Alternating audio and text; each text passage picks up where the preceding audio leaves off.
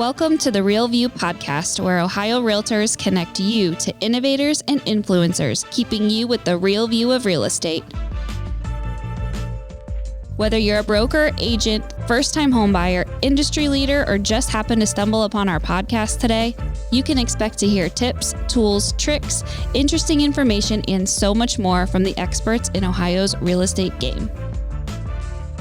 Hi, everyone. Welcome to today's episode of the Real View podcast. I'm your host, Allison Wiley. Joining me today is our special guest. He is no stranger to the realtor community and to our Ohio realtor community, David Gorenberg. He is a Pennsylvania and New Jersey licensed attorney. He's consulted on 1031 exchanges since 1992 and has been a qualified intermediary since 2000. David's written and spoken on 1031 exchange transactions in all property solutions and related issues. He presents CE classes. He is going to be speaking at our convention upcoming this September. David, that's quite the introduction. Did I miss anything? And welcome on to the show. Allison, thank you very much. I don't think my mother could have said anything. Number one son, maybe. I'll add that in there too, right? Well, welcome onto the show. We're super excited to have you here today to talk to us about 1031 exchanges. I'm really excited to be having this as the feature of the episode today because I don't think we've ever talked about this on the podcast before. And as we near close to 100 episodes on the show, it's about time that we talk about this because it is such an important part of the real estate industry. I know that we've seen it in the news lately, especially last year. There was a lot in the press about these exchanges. So we're going to dive into this world. But before we get started on that, I have to ask our signature question, David, that I ask all of our guests who join us on the podcast, which is, since the podcast is called The Real View, what is the best view that you've ever seen? I had to think about this, and I've seen the sun rise over the Atlantic Ocean. I've seen it set over the Pacific. I've flown over the Grand Canyon. I've seen the Niagara Falls. I've walked the Stations of the Cross in Jerusalem. And I've also witnessed the births of our three amazing children. But the most beautiful view that I've ever seen was when the door opened and I saw my now wife walk into our wedding ceremony. Oh my gosh, how lucky is she that is your answer? I love that. No, how lucky am I that she puts up with me? Did you cry? I have to know. Don't recall. That was a long time ago. No, that's awesome. I'm sure she was a beautiful bride, and congratulations on a long and successful marriage. That's awesome. I love to hear that.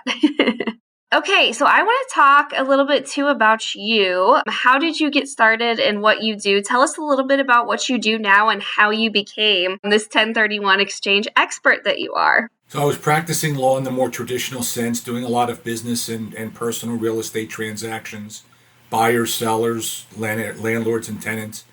And I woke up one day and no longer wanted to practice law in that traditional sense. So I reached out to my network long before there were things like LinkedIn and Facebook and Twitter. And the next thing I knew, I was on the phone with some folks in San Francisco. And then a week or so later, I was flying to San Francisco to meet with the president of the company. And that was 20 plus years ago. Here I am now. I've built 1031 exchange companies for a couple of banks. I've been the president of our trade association. So here I am. And now you're an expert, and now you get to train our realtors and be a resource to them on what this exchange is and how realtors can make the most of it and help their clients too, and help them really grow their business and excel in this area. So let's kind of just start with the basics for those maybe newer members or those listening who may not be as familiar. What are 1031 exchanges? In a nutshell, what we do is we help businesses and investors who invest in real estate and play monopoly with real property and real money. We help them get from Pennsylvania Avenue to Boardwalk without paying capital gains tax on the sale of Pennsylvania Avenue. And that's kind of really one of the things that's great about this program is that avoidance of the tax. Tell us a little bit more about that and the benefits with that. Well, the tax code essentially says that if you make $1, whether through your business activities or through selling an asset, you have to pay tax on it. And if you want to not pay tax on it, the burden is on you to show why you shouldn't have to pay the tax. If you are selling property that was used by you in your trade or business. For example, you're a construction company and this is where you park your bulldozers and your cranes and such.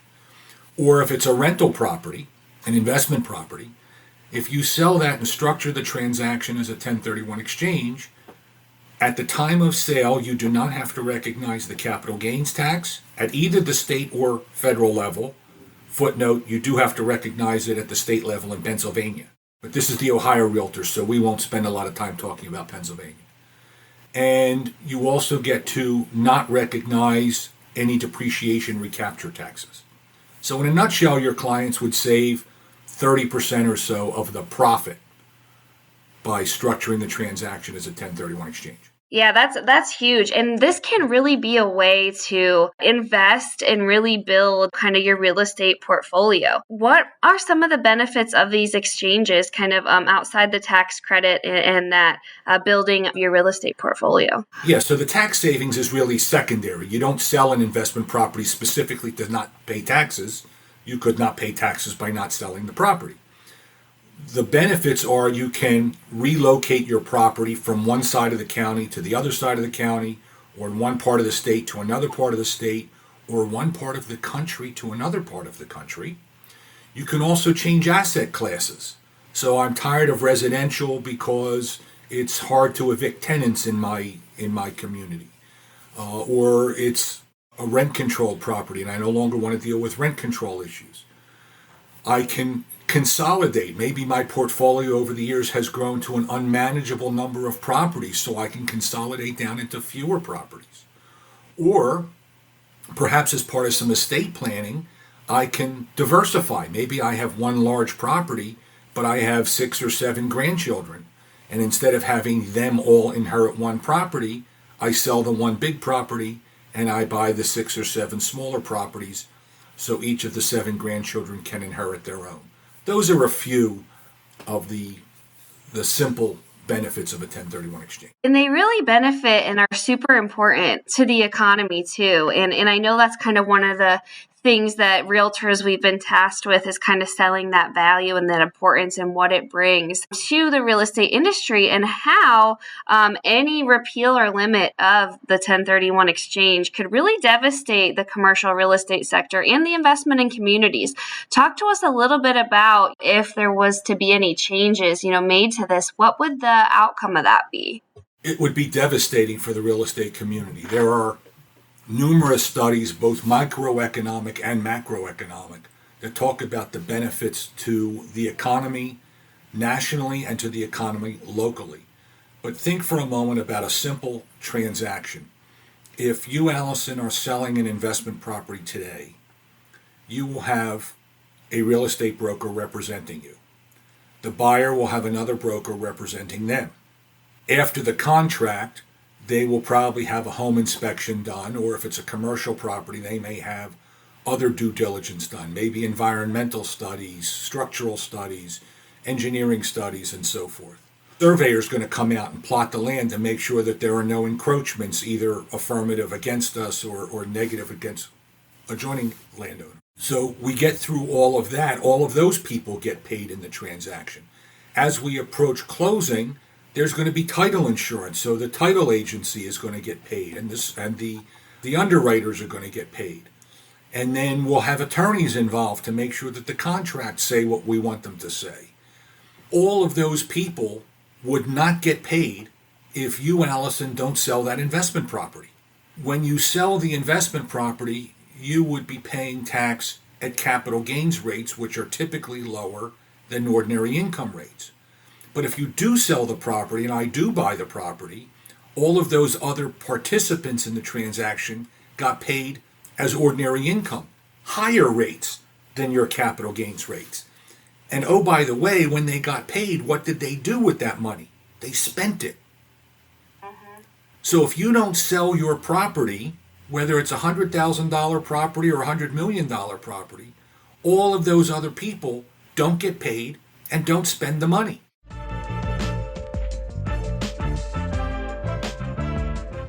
This episode of The Real View is brought to you by the Ohio Association of Community Colleges. Ohio's network of community colleges provides accessible training that accommodates the busy lifestyles of aspiring real estate professionals at half the price of a traditional university. With convenient locations in every part of the state, as well as online options, Ohio's community colleges are your smart choice for pre-licensing education.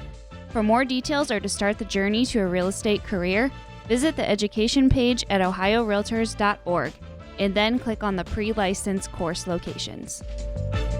And too, like the investment in the community, I think is so huge, right? I mean, with some of these properties, like if we're not having individuals investing in them and using them maybe for some of these 1031 exchanges, like what would that look like for our communities? Would we see a lot more, vacant buildings? And what would the impact be at the community level? We would see a lot more vacant buildings. We would see buildings not changing hands. We would see buildings not being upgraded.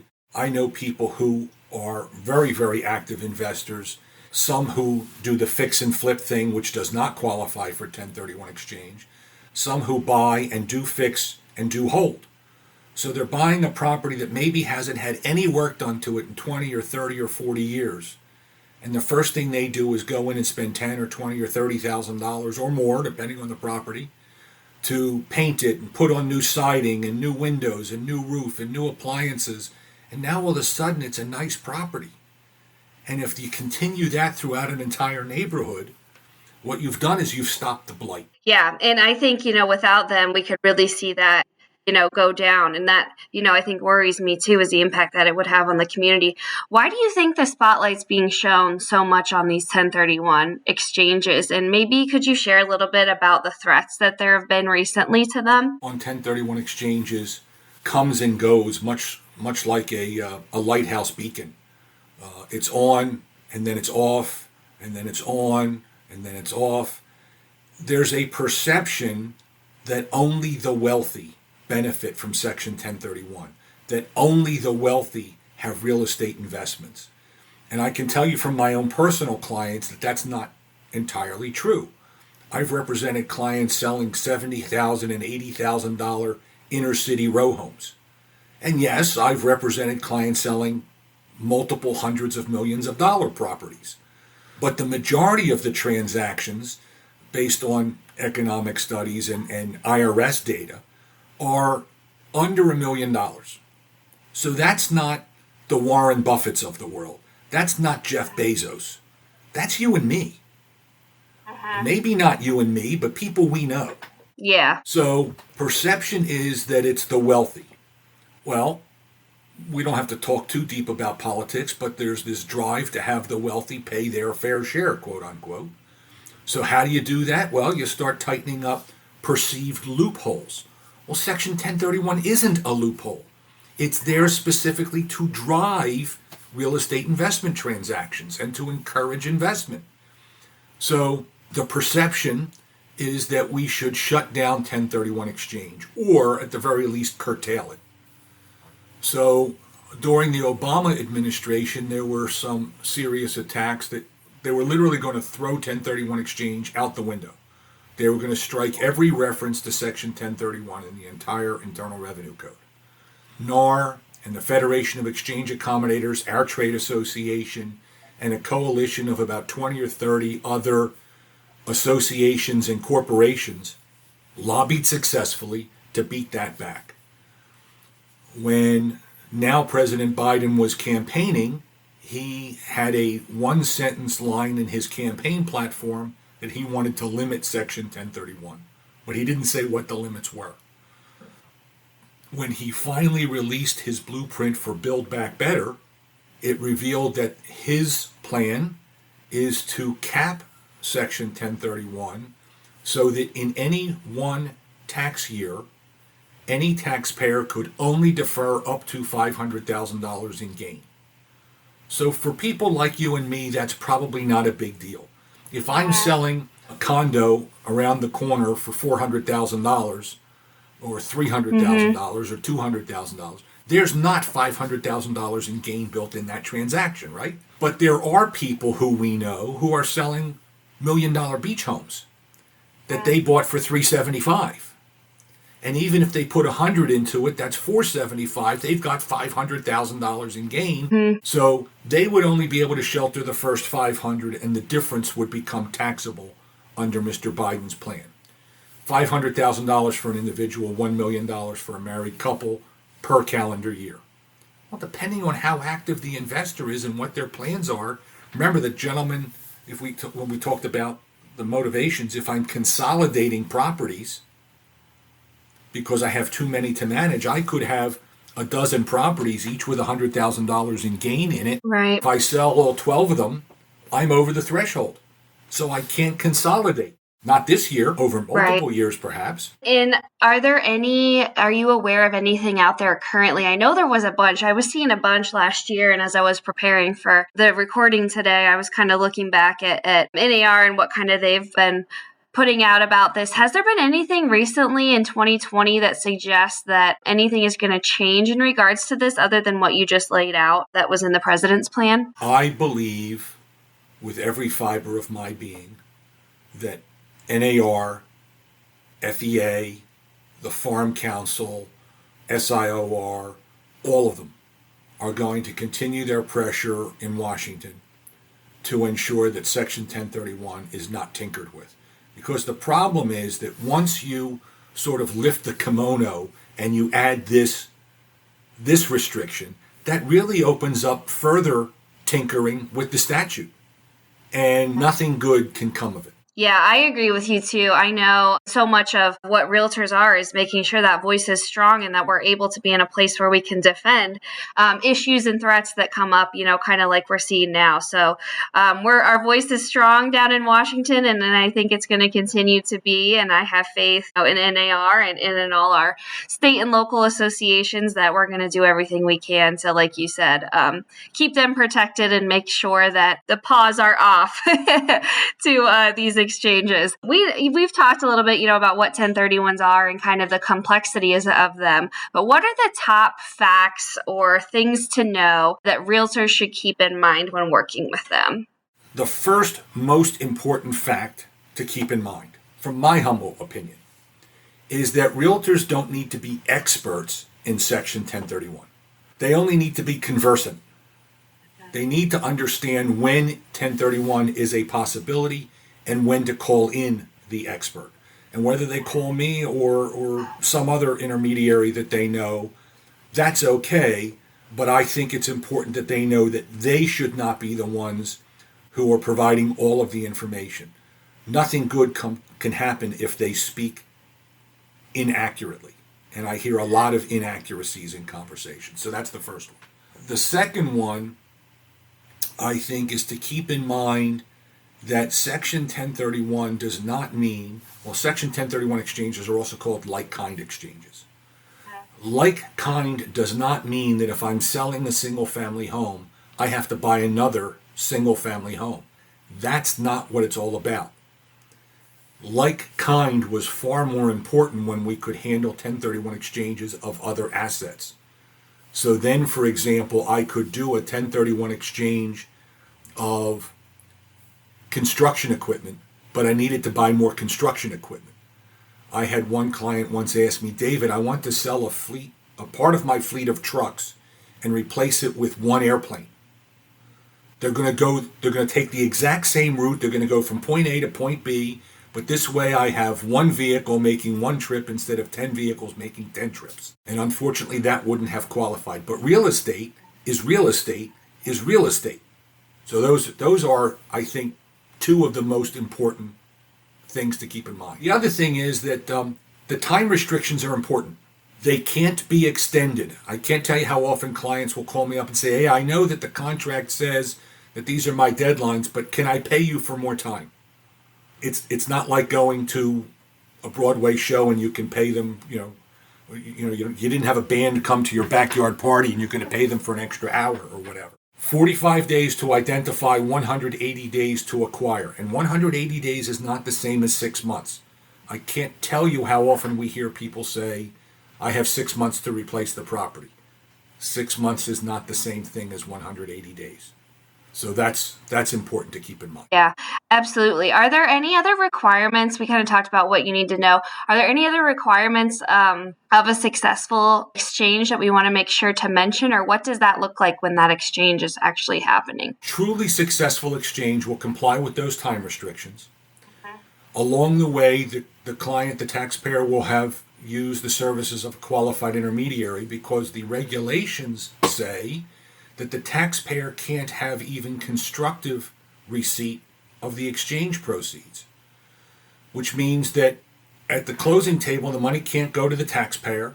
It can't stay simply at the title company in their regular escrow account. The real estate broker can't hold the money. The attorney can't hold the money. It must go to a qualified intermediary. And then they also want to ensure that they trade equal or up in total value. So if you sold a $300,000 investment property, you want to ensure that you're buying a new property worth at least $300,000 and that you reinvest all of the cash. If you trade equal or up in total value and you spend all of the cash and you do all of that within the timelines, you have 99.9% of the battle already won. Yep, that's awesome. That's good to know. Yeah. And it's interesting hearing you talk because I feel like, when you think of 1031s, you think it's this real complicated thing. And it can be, but when you break it down, it's really can come down to a few just certain factors that go into this. And I think that that's important to mention. And what advice would you give to realtors who maybe are looking to get started with these or, want to maybe start growing their business with some of these exchanges? So first would be contact either me or another qualified intermediary and learn a lot. It is important when your client is properly positioned for a 1031 exchange to get the intermediary involved. Calling the intermediary the day before closing doesn't work. Not in a market like today. I am aware of intermediaries who will not take a deal if they're getting less than 48 hours notice. I heard of one the other day that won't take a new deal if closing is less than a week before you call them. I'll take the deal, but the point is that you really need to ensure that you're going to have ample time to get this set up. That's important. Yeah. Don't wait until the last minute, kind of have a plan and really educate yourself. In addition to, contacting an intermediary or someone like you, what are some other ways that realtors can kind of up their knowledge on the 1031 exchanges? Are there resources and things out there that exist that can help them kind of educate themselves a little bit more about these types of transactions? Absolutely. I would think one of the pieces of advice I try to give people is to stop Googling 1031. There's no filter on accuracy or truth on the internet. And I've seen some stuff on the internet that is incredibly valuable. And I've seen some stuff about 1031 exchanges that kind of almost maybe, if you read it right, is almost okay. But some of it's just flat out wrong. So find CE classes, even if they're only electives, or even if they're not even certified for CE. Take the classes offered by a qualified intermediary. Ask a lot of questions. Read the blogs. Sign up for newsletters from qualified intermediaries. Ask a lot of questions. I'm going to say that again. You can't ask enough questions. And when I teach, one of the things that I tell folks is I would rather answer 100 quote unquote dumb questions than to find out we didn't answer a most important. Yeah. Often. Absolutely. And come to your session at convention, right? You're going to be presenting. Absolutely. Tell us a little bit about your session. I know it's going to be all about this 1031 exchanges and some of what we discussed here today, but tell us what you're going to be speaking for a little bit longer, right? This is going to be a little bit longer of a presentation. I think 3 hours, 3 hours of CE. So we're going to dive in. That's going to be a lot of information and what a great way to get started or, to season up. If you know this world and you've been involved in these exchanges, what a great way to kind of just brush up on some of your stuff and learn from you, someone who's super versed in this. So what can our attendees expect from your CE class this fall? I'm not reading off of a note card. The slides are on the screen behind me just so I make sure I cover things in an appropriate and logical order. It's interactive. I encourage discussion. I do rein things in a little bit if the discussion starts going down a rabbit hole. Long periods of time talking about incredibly esoteric, minute little things dealing with your specific transaction that came up when the full moon was aligned with Jupiter in the 7th on an odd Tuesday. We will talk about real life examples. I do give real life examples. I encourage people to ask questions. I show up early and I stay late. So I'll stay in that room until they kick me out for the next session. And then I'll be down on the convention floor to answer more questions. We talk about real live examples. I use simple math. I use simple English. I do not talk like a lawyer during these sessions because that turns people off. I'm just another guy. And instead of standing behind a podium or sitting up on a dais behind a table, I get down on the floor and I walk among the people in the room because I want us to all interact and learn from one another. Yeah, I mean, what a great opportunity, that we're going to have you there in person in just a few months to be sharing this. Great. I can't emphasize that enough. It's a great opportunity to come learn more about this. It sounds like, you're going to have an amazing session put together for us, and we're super excited to have you. So definitely looking forward to that. David, any last bits of advice, things to know, things to keep in mind, anything that we didn't touch on today before we wrap up? So I talked about like kind doesn't mean single family for single family. I talked about the timelines. I talked about trading equal or up. I talked about call me often. I think the only other thing I would want to say is do your due diligence on the referrals you make to qualified intermediaries. Not every qualified intermediary, despite the name, is as qualified as every other qualified intermediary. So do your due diligence. Find out how long the company's been in business. Find out how long the person you're speaking with has been in business.